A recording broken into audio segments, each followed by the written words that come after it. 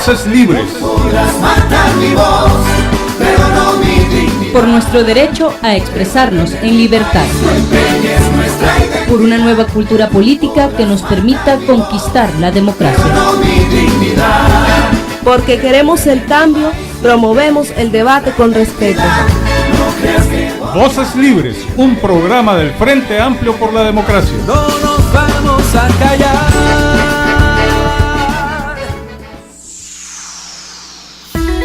Voces libres. Buenos días, gracias por acompañarnos aquí en Voces Libres, un programa del Frente Amplio por la Democracia.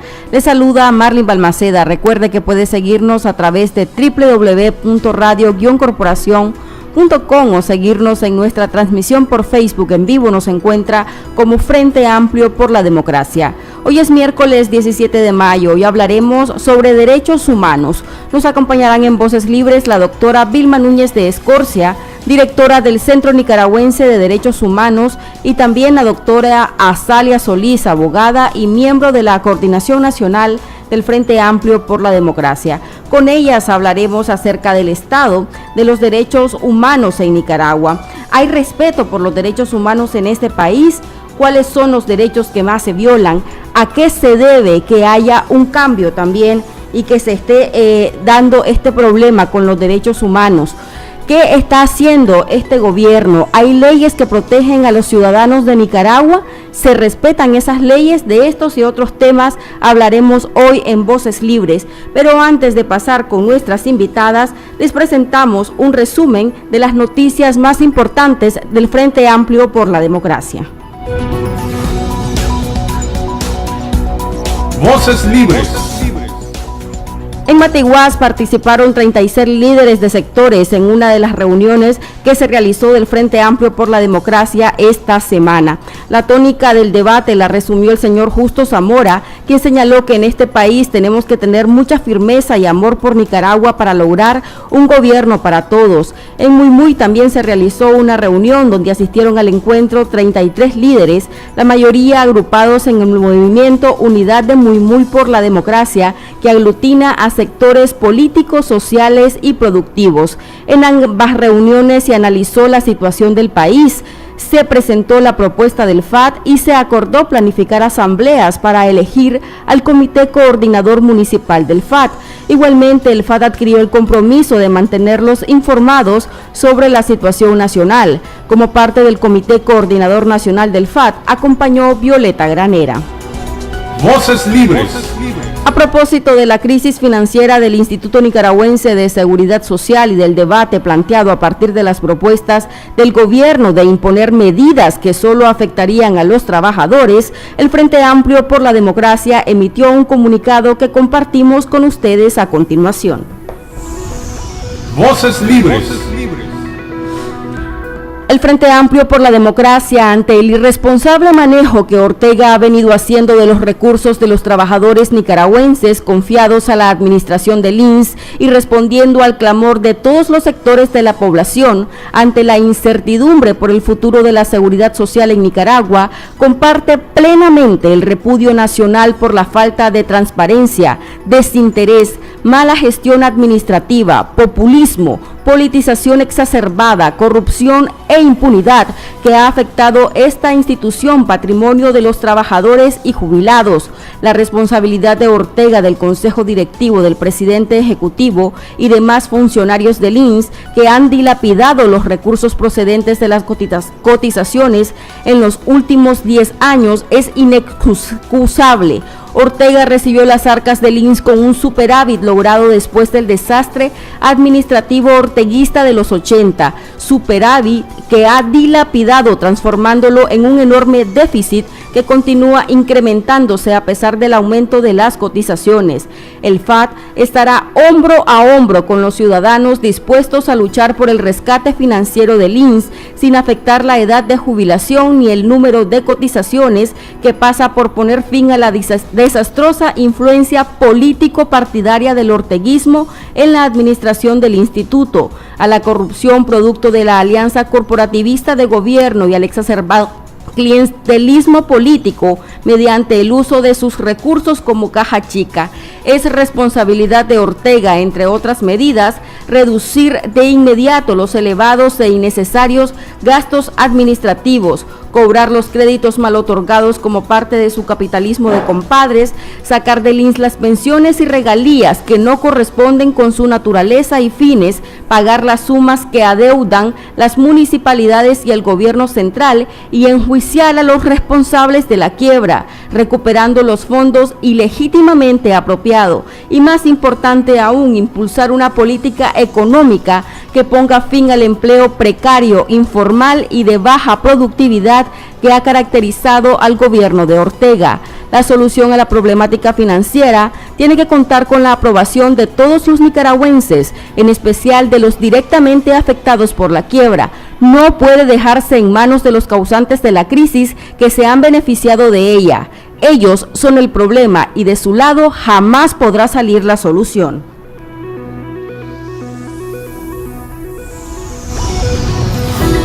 Voces libres.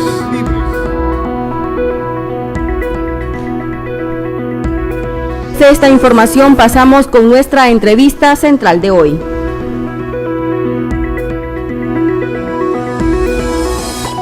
Voces libres. Las voces que no se callan. Por la unidad, por la democracia.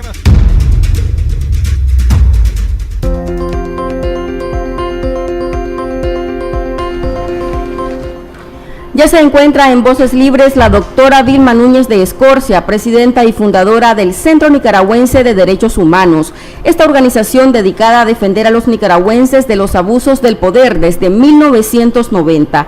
La doctora Núñez es abogada, especialista en Derecho Penal y Derechos Humanos y se le reconoce a nivel nacional e internacional por su trabajo incansable en pro de los derechos humanos y mujeres de este país. También nos acompaña la doctora Azalia Solís del Movimiento Autónomo de Mujeres, abogada, feminista nicaragüense, defensora de los derechos humanos y también parte de la Coordinación Nacional del FAD. Bienvenidas y gracias por acompañarnos en Voces Libres. Sí, gracias. Buen día. Con nuestras invitadas conversaremos sobre el estado de los derechos humanos en Nicaragua. Doctora Núñez, ayer el CENIT cumplió su aniversario 27. ¿Qué ha sido lo más importante para el Centro Nicaragüense de Derechos Humanos durante estos 27 años? Bueno, es bien difícil decir qué ha sido lo más importante, porque cada año siempre decimos este fue el caso más emblemático que tuvimos que atender. Pero si hacemos o si te respondo de manera global tu pregunta, ¿cuál ha sido el logro más importante del CENID? Yo creo que el logro más importante, y lo decíamos ayer en la actividad que compartimos con más de 300 promotores de derechos humanos formados por el CENID que vinieron de distintas partes del país, lo mismo que con representantes de diferentes organizaciones con las cuales compartimos, ¿verdad?, la responsabilidad aquí en el país de defender los derechos humanos y de buscar cómo cambiar esta realidad. El Centro Nicaragüense de Derechos Humanos nació en un contexto bien difícil, donde prácticamente todas las ilusiones que generó la revolución en su momento, creíamos que se derrumbaban. Y entonces nosotros, yo personalmente que salía, ¿verdad?, prácticamente de esa revolución, nos abocamos con muchas personas a la tarea de buscar cómo organizar un organismo, crear un organismo de derechos humanos independiente que garantizara los derechos humanos de todos, sin excepción. Pero eso que fue nuestra divisa principal no nos lo creía toda la gente.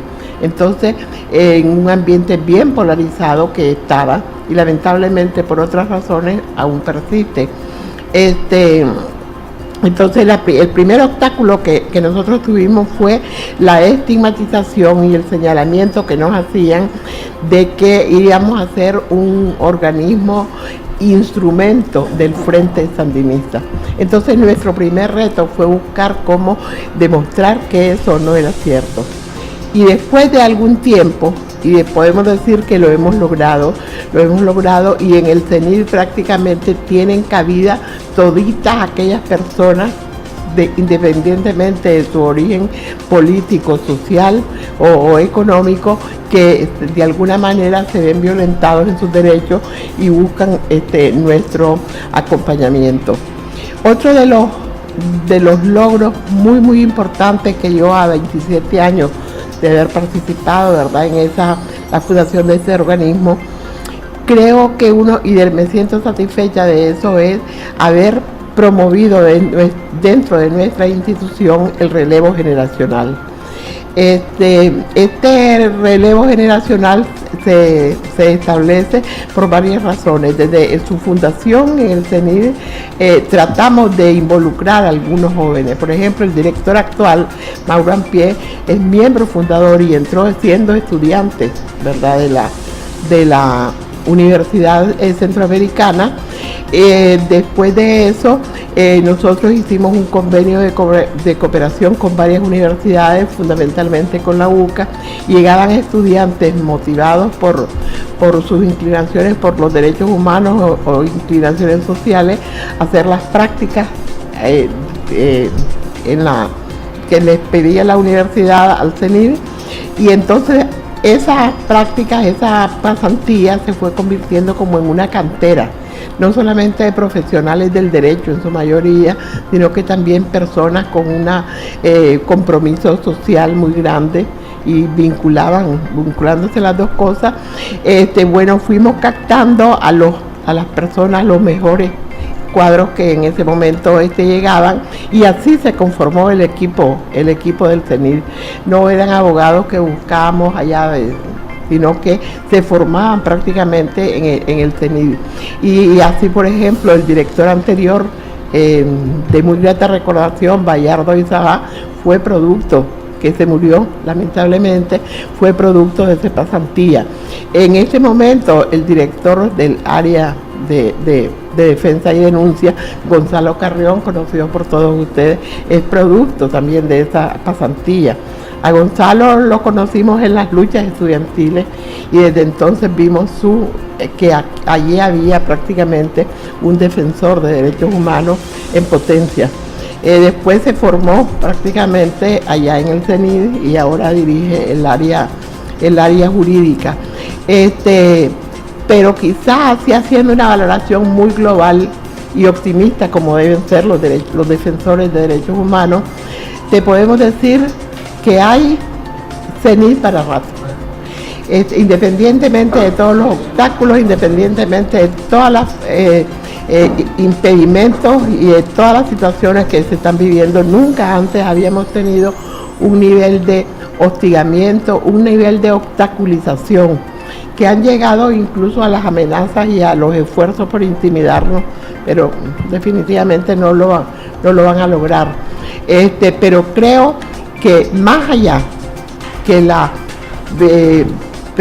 supervivencia o la vigencia del CENID como institución, la semilla sembrada a través de la capacitación permanente, que es como el programa insigne que ha mantenido el CENID, y la formación de una red de promotores que tiene prácticamente representaciones en todo lo largo y ancho del país, es lo que garantiza, pudiéramos decir, la sostenibilidad de gente con el compromiso de los derechos humanos.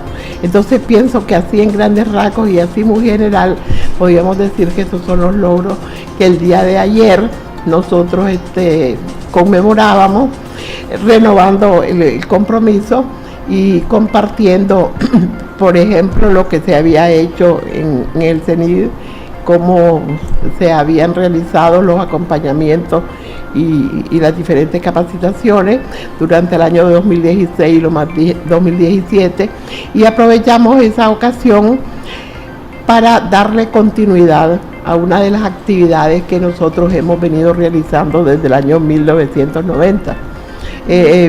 Vos sabés que ha sido una costumbre una tradición que dicen que se generó en los Estados Unidos, pero que ahora ha sido asumida por diferentes países, por diferentes organizaciones, y es la elaboración, la valoración de los primeros 100 días de cualquier gobierno. Sí, de eso también vamos a estar hablando más adelante, pero ¿cómo pasó esto? Después de que usted misma estaba mencionando que los criticaban, que creían que iban a ser un órgano del Frente Sandinista prácticamente en su defensa, el Centro Nicaragüense de Derechos Humanos ha sido una organización que ha estado al frente de las luchas más fuertes aquí en Nicaragua, de las movilizaciones.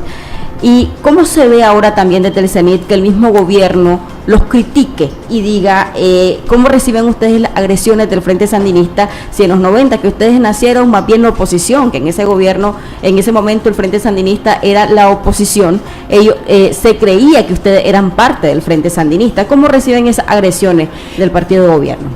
Fíjate que eso lo que se demuestra es la autenticidad de nuestro organismo, del Centro Nicaragüense de Derechos Humanos, y la autenticidad de lo que estamos, de lo que formamos parte como defensores y defensoras de esa organización, porque la naturaleza intrínseca y la naturaleza de los organismos de derechos humanos es estar permanentemente frente al poder que los viola, y ahí no interesa que el que está frente al poder sea liberal, sea conservador, sea sandinista, que ya casi no está en el gobierno, el verdadero sandinismo. Quien esté en el gobierno, independientemente de su color político y eso, si se convierte o ejerce su gobierno mediante una política de violación de los derechos humanos, a los verdaderos y auténticos organismos y defensores de derechos humanos los encontrará siempre en la acera de enfrente. Entonces, ese mismo hecho, esa misma situación nos legitima y se demuestra, ¿verdad?, por qué nos odian tanto. ¿Por qué nos persiguen tanto? Precisamente porque estamos en la acera de enfrente, independientemente de lo que fue nuestro origen ya personal, que no tiene nada que ver con lo que es la organización. Consideramos yo me considero traicionada por el Frente Sandinista, que ahora creo que ya no existe, y fundamentalmente por los dirigentes que en ese momento tienen de rehén no solamente al Frente Sandinista, que el cual ya prácticamente han destruido, sino que también a lo que fue la revolución. Bueno, a mí me gustaría aportar un par de cosas. Primero, una información. En este momento se está realizando un plantón frente a la Asamblea, frente a la Corte Suprema de Justicia, porque hoy es Día Internacional contra la Homofobia y la Transfobia. Y hace más de 2 años que una decena de ciudadanos, de personas de la ciudadanía nicaragüense, introdujimos recursos por inconstitucionalidad contra la ley, contra el Código de Familia, que discrimina a las distintas formas de familia, a pesar de que la Constitución habla en general que todos los ciudadanos nicaragüenses tenemos derecho a formar una familia, todas las personas de Nicaragua tenemos derecho a formar una familia. Sin embargo, el Código de Familia lo restringe a las relaciones heterosexuales de matrimonio y unión de hecho, y dejando por fuera una enorme cantidad de formas de familia. Entonces hay una protesta ahorita, importante mencionarlo, porque estamos hablando de un recurso que se dirigió en contra de la discriminación. Y la otra cosa que quería decir, pues no voy a intervenir mucho, porque yo creo que es el Día de los Derechos Humanos y de celebrar los 27 años del CENIT. Me parece que una de las cosas importantes del CENIT y de una serie de ya menos organizaciones de sociedad civil es la coherencia. Yo creo que ese es el punto central, la coherencia, porque durante los años 90 al 2006 nosotros marchamos con un montón de gente, marchamos por la participación ciudadana con gente que hoy ataca la participación ciudadana, marchamos por la descentralización administrativa con gente que hoy es cómplice de la recentralización del Estado de Nicaragua, marchamos con gente por la autonomía municipal que hoy viola la autonomía municipal, marchamos con gente por el respeto a la Constitución política que hoy son campeones de la violación de derechos constitucionales. Es decir, como que era un vestido que se quitó, ¿verdad? Entonces yo creo que esa es una de las cuestiones fundamentales del CENIT, que fue poner en primer lugar la defensa de los derechos humanos sin prejuicio de cara. Es decir, o sea, no es porque es de esta manera, es de la otra manera. Yo creo que se desideologizó partidariamente de la cuestión. Entonces, los derechos humanos que son universales, que no tienen división, que son únicos, que son indisolubles, que son, es decir, todos esos elementos que son características de los derechos humanos, yo creo que ese ha sido el éxito y el reconocimiento que la ciudadanía nicaragüense tiene al CENIT. Es decir, que no antepuso sus creencias, ¿verdad? O no se parcializó. Y entonces yo resaltaría el tema de la coherencia. Azalia, a propósito de este tema, ¿cómo están los derechos humanos de las mujeres? Ya Católicas por el Derecho a Decidir decía que entre enero a abril de este año ya llevamos 15 femicidios. ¿Qué está pasando en este tema con los derechos de las mujeres en Nicaragua? Bueno, creo que están pasando varias cosas. En primer lugar, creo que el abuso que cometió el designado presidente de Nicaragua con el reglamento que cambió la ley, ¿verdad? Cuando él no tiene facultades para eso, es decir, la violación que él comete a la Constitución, que dice cuáles son sus facultades, y entre sus facultades no está legislar. Creo que eso es un elemento bastante relevante, porque por una parte reduce, entre comillas, los femicidios, porque solamente deja un tipo, cuando la ley habla de 9 tipos, ¿verdad? Entonces, o de 10, perdón. Entonces, él solamente lo deja en 1. Entonces, ese es un primer efecto. Y el segundo efecto, que es un efecto más simbólico, más subjetivo, más de largo plazo y más problemático, es que minimiza la vida de las mujeres. Entonces, al minimizarse la vida de las personas, de las mujeres, al considerarlas de segundo orden, entonces eso es un caldo de cultivo para que se violenten los derechos de las mujeres. Creo que ahí una de las políticas exitosas, entre comillas, de este gobierno ha sido eso, es decir, la impunidad ligada a la minimización de la vida y de la integridad de las personas. A nivel general, doctora, ¿cuál es su lectura? ¿Cómo están los derechos humanos en Nicaragua? Bueno, definitivamente cuando me preguntan así muy informalmente cómo están los derechos humanos en Nicaragua, yo les contesto sinceramente violados. Lamentablemente estamos viviendo en Nicaragua, sobre todo desde 2007 para acá, un retroceso en materia de derechos humanos.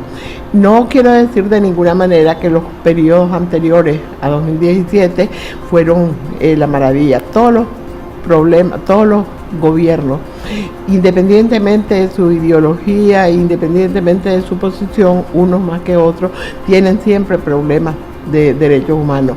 Lamentablemente la vigencia total y absoluta de los derechos humanos sigue siendo una aspiración de la humanidad.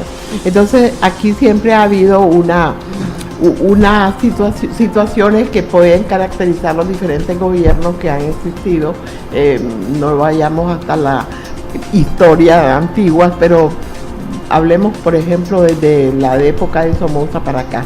Cada gobierno ha tenido sus propios problemas. La misma revolución que tanto se idealizó, que tanto idealizamos, en la que tanto creímos, a la que tanto aportamos, no logró cumplir con lo que se aprobó en el Estatuto Fundamental y en el Estatuto de Derechos y Garantías, que fueron como las cartas de presentación con que la revolución triunfante se presentaba ante el mundo, con la cara de respetar total y absolutamente los derechos humanos. Sin embargo, eso no se logró. No vamos a echarle solamente la culpa principal, quizás la tenga la agresión norteamericana que se vivió, pero sí hubo una serie de problemas intrínsecos y comportamientos de la misma gente que le tocó impulsar, ¿verdad?, esta revolución en la parte, sobre todo, ejecutiva de diferentes funciones. Después cada uno de los gobiernos tuvieron sus propios problemas. Quizás el gobierno de doña Violeta, en medio de todo esto, puede decirse que fue quizás el gobierno que respetó más la institucionalidad y se restablecieron las libertades públicas que habían sido limitadas en la época de la revolución por diferentes razones, no solo porque los dirigentes revolucionarios que no creían en la legalidad y en las leyes y eso, sino por otras razones impuestas por una realidad que representaba prácticamente la lucha armada que se dio con lo que era la revolución y la contrarrevolución. Tuvo otra serie de problemas que sí afectaron la realización de derechos humanos, sobre todo en materia de derechos económicos, sociales y culturales, sociales. Después viene el periodo de Arnoldo Alemán y entonces allí empieza a darse un cambio, y fue un gobierno prácticamente que estuvo muy marcado por los actos de corrupción. Y aquí, a propósito de lo que hablaba Salia de los derechos humanos de las mujeres, pienso que la persecución o el hostigamiento en contra del movimiento de mujeres empieza precisamente con el gobierno de Arnoldo Alemán, porque, a decir verdad, con el gobierno de doña Violeta hubo el suficiente espacio y las suficientes facilidades para que empezara o para que avanzara la mujer en la realización de sus derechos. Después el gobierno del ingeniero Bolaños no fue un gobierno represivo físicamente, pero sí económicamente. Fue un gobierno conservador, todos sus problemas. Pero llegamos ahora, en 2007, ya para entonces yo estaba completamente desengañada de lo que sería capaz Daniel Ortega. Para entonces ya nosotros habíamos impulsado y acompañado a Soylamérica en su denuncia. Ahí es que se da la ruptura con ustedes. Bueno, eso sí fue, hablando ya a nivel personal, mi ruptura política con el Frente Sandinista. El caso de Soylamérica fue lo que marcó mi retiro de la organización como tal. A mí nunca me expulsaron, nunca yo renuncié formalmente, pero de hecho definitivamente fue una ruptura total y un desencanto muy muy grande con lo que yo creía y había idealizado tanto de la dirigencia revolucionaria. Pero volvamos, ¿verdad?, a la situación actual. Desde 2007 para acá, con la ruptura prácticamente acelerada que se ha venido dando de la institucionalidad del país y de todas las políticas sociales y económicas que se impulsan, todas pudiéramos decir que son políticas antiderechos. Y entonces por eso es que en este año, que ya estamos asistiendo a un tercer periodo consecutivo que tiene como antecedente la exclusión de todos los demócratas en este país de la posibilidad de competir en elecciones libres y transparentes, donde se ha dado una represión sistemática en contra de todo aquel que pretende reclamar sus derechos, y la prueba más evidente se está dando con la represión que se ha impulsado en contra del movimiento campesino, que reclama, verdad, por el derecho de sus tierras y defiende junto con muchas otras organizaciones nuestro derecho a la soberanía. Entonces estamos frente a un gobierno represivo y violador de derechos humanos que ha conducido a que se pueda calificar y probar con hechos, ¿verdad? Nosotros como organismo de derechos humanos no hacemos un trabajo de escritorio, sino que acompañamos a la gente en el lugar donde ocurren las violaciones, vamos al campo, vamos a los diferentes lugares. Tenemos filiales en 3 regiones del país y una red de promotores muy muy grande. Entonces sabemos lo que está pasando en todos estos lugares, y definitivamente con cifras pudiéramos dar muchas cifras. Por ejemplo, ayer que se presentaba en la actividad el recuento numérico de los casos atendidos, fueron más de 3.000 las violaciones de derechos humanos que se atendieron, que el CENIDE acompañó en lo que fue el año 2016 y lo que va de 2017. Y para contestar su pregunta con ese hecho, numéricamente, cuantitativamente es mucho mayor que los anteriores, que los años anteriores, y quizás incluso la gravedad y la sistematicidad con que se están violando muchos derechos ha aumentado.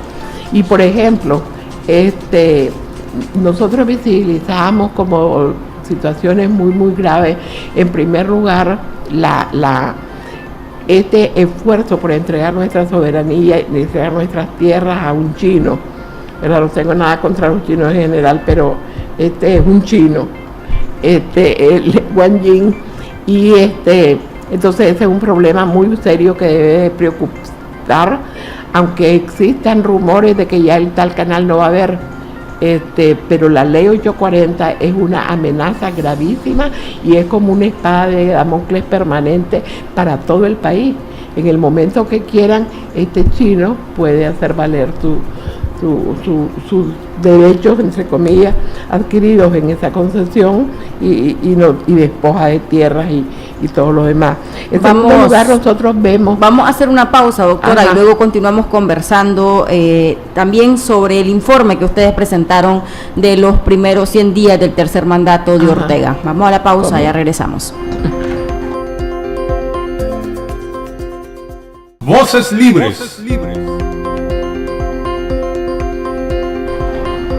Gracias por su sintonía. Estamos en Voces Libres conversando con la doctora Vilma Núñez, presidenta del Centro Nicaragüense de Derechos Humanos, y con la doctora Azalia Solís, líder del Movimiento de Mujeres de Nicaragua. Doctora, nos quedamos en los principales problemas que están afectando los derechos humanos en Nicaragua.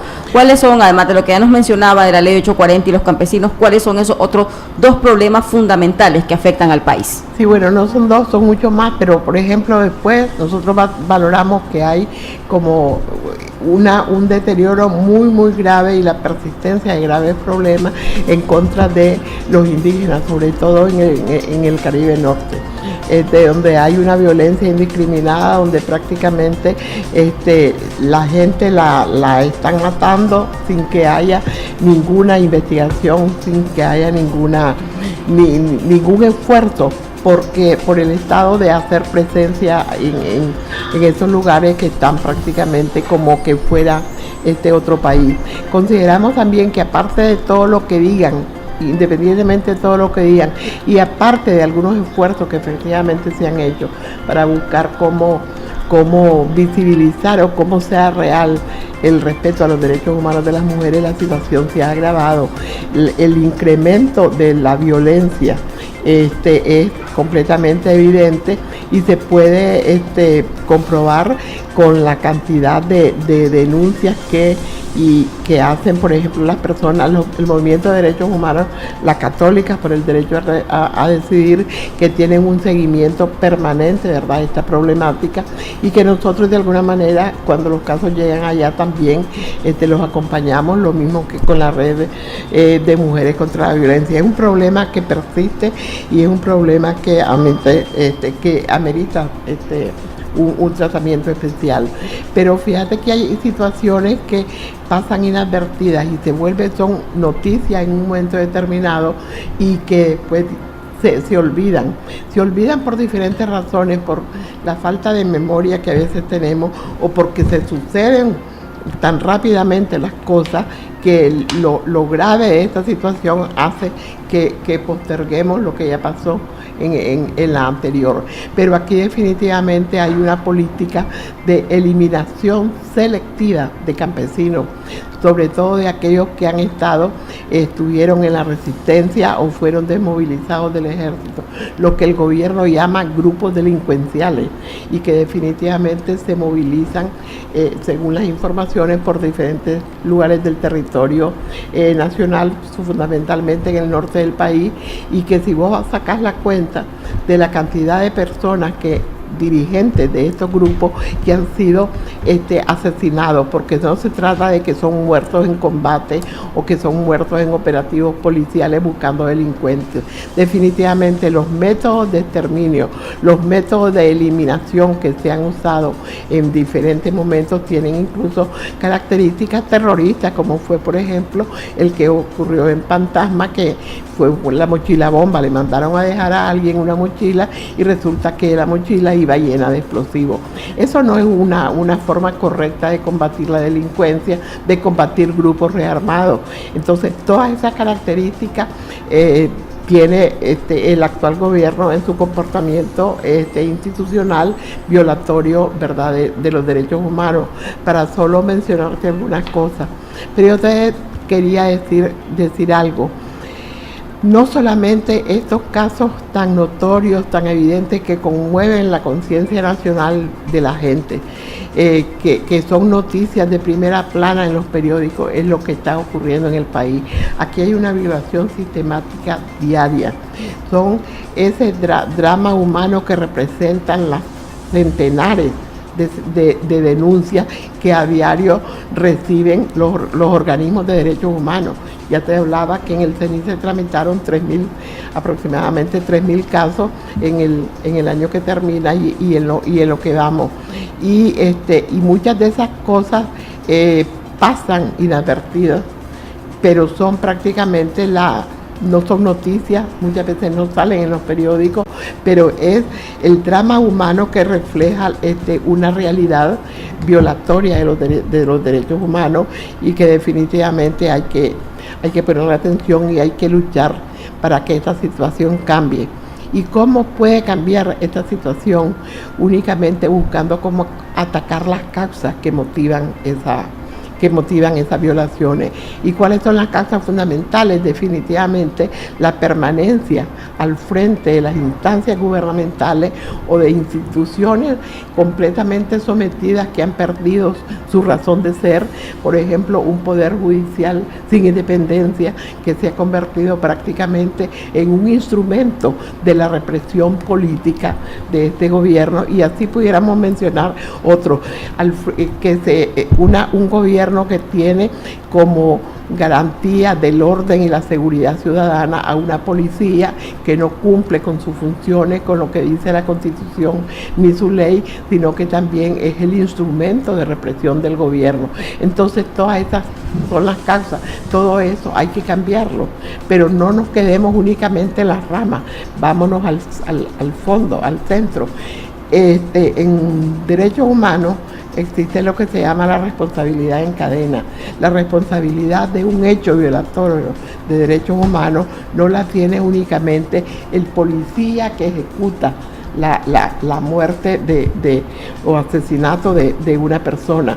No lo comete solamente, por ejemplo, el mando inmediato superior, que o lo mandó a reprimir o se hace de la vista gorda y deja en la impunidad, no investiga, como el caso de la niña Daira. Sí, exactamente, sí, que mataron, y que no, hasta este momento no hay ninguna investigación. A propósito de eso, la policía, ustedes han mencionado en diferentes informes que es la institución con más denuncias por violación a los derechos humanos. ¿Eso continúa así, doctora? Sigue manteniendo lamentablemente ese récord terrible de ser la policía la institución, ¿verdad?, más denunciada, e incluso la institución a la que más se le comprueban las violaciones, porque una cosa es denuncia y otra cosa es comprobación de violaciones de derechos humanos. Pero te decía que hay esa responsabilidad en cadena, nos lleva hasta la presidencia de la República. El presidente de la República en cualquier país es el responsable del comportamiento de los órganos que están bajo su competencia. Entonces, definitivamente, mientras no haya un cambio de raíz, mientras en Nicaragua no se restablezca verdaderamente la democracia, no se puede pensar de que vamos a lograr la vigencia real y absoluta de los derechos humanos. Solo en los regímenes democráticos hay esfuerzos importantes por garantizar y defender los derechos humanos. Usted fue encarcelada por la dictadura somocista, vivió la represión. Ahora se habla de que el gobierno actual es una nueva dictadura. ¿Qué tan parecida es la situación de hoy en Nicaragua con la que usted vivió durante la dictadura somocista? Bueno, son dos situaciones diferentes. A veces resulta como difícil decir esto era peor antes, ahora es diferente. De ninguna manera se puede minimizar una violación de derechos humanos, por muy diferente que sea. Lo que nosotros teníamos como referente, que fue la dictadura somocista, de las ejecuciones sumarias, de los desaparecidos, de las torturas sistemáticas en las cárceles. No podemos minimizar la situación actual diciendo que aquella era anterior. Yo digo, son dos dictaduras con comportamientos y métodos diferentes. ¿Qué hace de esta una dictadura, doctor? Esto definitivamente es otra forma de violar los derechos humanos, y sí, yo insisto, y lo volvemos a llamar así en el informe que acabamos de sacar, es una dictadura institucional. Dictadura institucional porque todavía no vemos correr la sangre por las calles, pero vemos otras formas de violación de derechos humanos, a veces más sutiles y a veces más difíciles de enfrentar. Inclusive usted ha denunciado hostigamiento, persecución. En su caso, ¿qué pasa? Ya lo vimos hace poco también con la carta que extendieron las ministras por la nominación que le hicieran al premio la embajadora de los Estados Unidos, Laura Dogu. Bueno, esos son esfuerzos que se les van a quedar sin conseguir el objetivo, que son esfuerzos de intimidación. Yo todavía tengo la esperanza de que aquí en Nicaragua no empecemos a ver las muertes de defensores de derechos humanos como se ha visto en muchos países. Todavía espero que no lleguemos a ese nivel, todavía espero que las amenazas que ha recibido de muerte directamente Loti Cunningham y Juanita Bilbano no sean, no se lleguen a realizar. Las que hemos recibido nosotros tampoco, pero nosotros no nos vamos a quitar el tiempo que le tenemos que dedicar a las violaciones que se cometen en contra de esa persona para estar visibilizando la situación que nos pasa. Estamos conscientes de que somos defensores de derechos humanos y que hemos asumido este reto, y defender los derechos humanos significa asumir conscientemente los retos de un poder dictatorial, ¿verdad?, que los viola. Pero te quería decir, con respecto a tu pregunta, que muchas veces es más difícil defender los derechos humanos en un gobierno como este que una dictadura que manda a matar a las calles. ¿Por qué? Porque esos métodos son más brutales, así más visibles, generan más indignación, generan más reacción, y te sentís como que toda la gente esté en lo mismo. Los métodos de violación de derechos humanos tan encubiertos como los que se realizan en la actualidad son más difíciles de combatir. Se camuflan. Porque, exactamente, porque están a veces hasta revestidos de alguna aparente legalidad. Y esa aparente legalidad lo que hace es también cometer otra violación, ¿verdad?, a las leyes, y promover definitivamente la impunidad. Entonces sí, definitivamente yo creo que hay que luchar por restablecer la democracia en nuestro país, que significa buscar cómo estén al frente del gobierno personas responsables, comprometidas con los derechos humanos. Fíjate que nosotros ya hemos ido perdiendo aquella idea que se tenía de que los derechos humanos debían de permanecer así como muy alejados de las realidades. Y si aquí hay una lucha real para transformar una realidad, allí tienen que estar los organismos de derechos humanos, no partidarizándose políticamente, pero sí participando en las luchas sociales para transformar la realidad.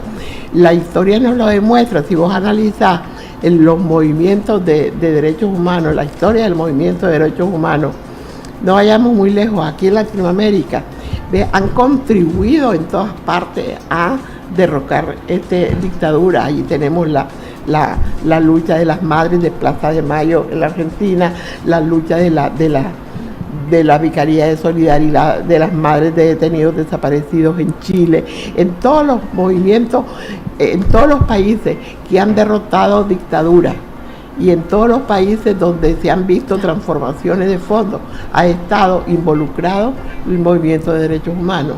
Porque vea, hay que darse cuenta también que la lucha por los derechos humanos hay que quitarles la etiqueta de que son asépticos, que no están incontaminados, que tienen que estarse al margen de ninguna manera, no son ni neutrales, no se pueden neutral. En lucha por derechos humanos siempre tenés que estar con la víctima, porque o está del lado del represor o está del lado de la víctima. Entonces, lo que hay que buscar es mantener no puede haber neutralidad, siempre el derecho humano es una opción, y si la opción está entre el represor y la víctima, entonces tenés que estar, ¿verdad?, con la víctima, ya sea esta una víctima política, social o verdad, lo que sea.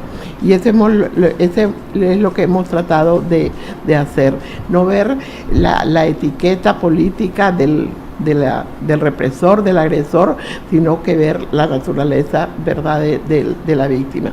Por eso nosotros consideramos que la lucha por los derechos humanos también es una lucha política, es estar frente a frente al que los está violando, independientemente de quién sea. Muchas gracias, doctora Núñez, gracias, doctora Solís, por acompañarnos en Voces Libres. A usted también le agradecemos su sintonía. Soy Marlene Balmaceda, acompáñenos el próximo miércoles aquí en Voces Libres, siempre a las 11 de la mañana por Radio Corporación. Devuélveme mi país, devuélveme la libertad. Voces Libres. Podrás matar mi voz, pero no mi dignidad. Por nuestro derecho a expresarnos en libertad. No empeñes nuestra idea, Por una nueva cultura política que nos permita conquistar la democracia. no mi dignidad. Porque queremos el cambio, promovemos el debate con respeto. No creas que Voces Libres, un programa del Frente Amplio por la Democracia. No nos vamos a callar.